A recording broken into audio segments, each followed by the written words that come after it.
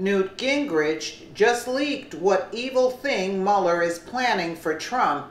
This is serious. Newt Gingrich warned last night that there's corruption in the Justice Department. He said that nobody should trust that the Russian investigation will be fair. Special counsel Robert Mueller has paneled a grand jury against our president. Mueller is changing the targets, quote, says Gingrich. The articles on the grand jury this morning say, gee, it looks like Russian collusion is going to be hard to prove, maybe because it didn't happen, the former Speaker of the House said. Newt Gingrich didn't hold back. He warned that Mueller's team is a bunch of headhunters, quote, who are playing the ultimate game in order to take down the president. When the government comes after you, no matter who you are, including the president, you have to be worried about the sheer power of the lawyers coming after you. They see Donald Trump as their mortal enemy, he summed up. If you're tired of the deep state attacking our president, then share this article on your wall. The government is not the solution to the problem. It is the problem, and it has become increasingly obvious. Let's take a listen to Newt. I am thrilled to be back in the very, very beautiful state of West Virginia. And I am proud to stand before you and celebrate the hard-working people who are the absolute backbone of America. Thank you. Welcome back to Hannity, and that was President Trump earlier tonight firing up his crowd at his rally in West Virginia. Here with reaction, the author of, well, now 8, 9, 10 weeks on the New York Times bestseller list, Understanding Trump, former Speaker of the House, Fox News contributor Newt Gingrich. So I'm contending tonight, and I think Greg Jarrett actually confirmed this, all of the noise, all of the deep state leaks, when did we ever see a president's conversation with prime ministers and presidents ever become public like this? All that noise has created what Mueller did today, in spite of hiring all Democrats, even Clinton's attorney. And I am saying that the goal to stop the president's agenda is working. This is a real threat. I think everything now has become real. Thoughts?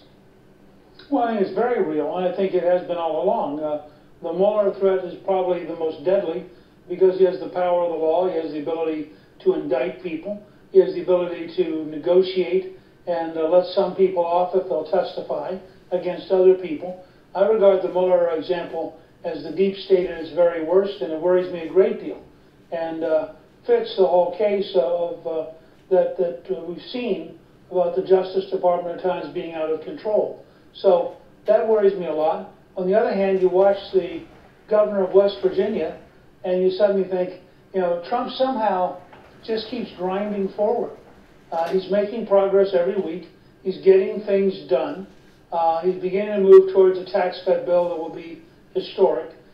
He's gotten more judges approved than Obama had at this point. Obama had a Democratic Congress. Despite everything, I think that the Trump system is gradually beginning to really work.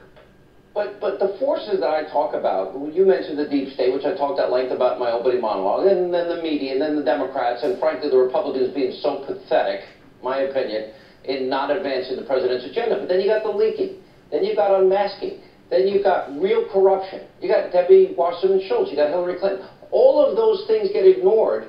The noise creates where we are tonight, and I cannot believe the double standard. I know I shouldn't be used to it, but this is beyond the pale of anything I've seen. Right, that's because I think that the fact is Dennis Prager's essay on the Second American Civil War is right. This is not a double standard. It's a very simple standard. If you're the left, you hate Donald J. Trump.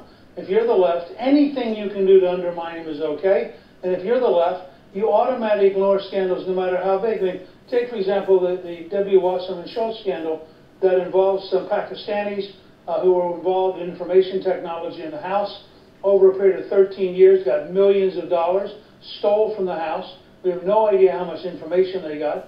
This actually involves 37 different Democrats. It doesn't just involve one. This scandal, in a world where the news media was serious about covering scandals, this would be a page one story every day because it reads like a novel. It's so unbelievable. But we're like a voice in the wilderness. Hillary Clinton. No, I think we are the voices that are necessary to gradually rally the country.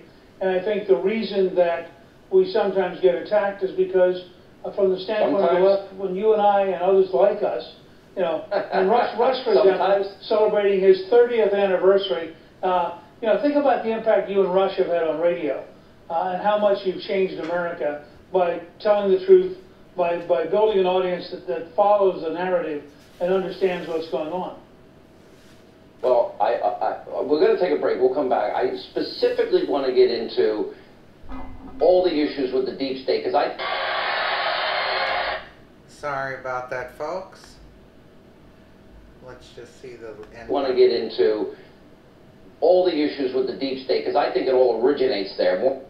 Absolutely, it originates with the deep state, and they're not publicizing that the DNC was actually the leak from Seth Rich, that they're claiming this Russian hacking of the election.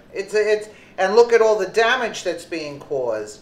They're putting sanctions on Russia for this, and yet none of the story is leaked about Wasserman Schultz and the IT guy and Seth Rich that leaked the information, even though Julian Assange is stating time and time again it wasn't Russia. And yet they're pushing the country into like a Cold War in a sense, right? Let us know what you think in the comments below, and again, thank you so much for watching.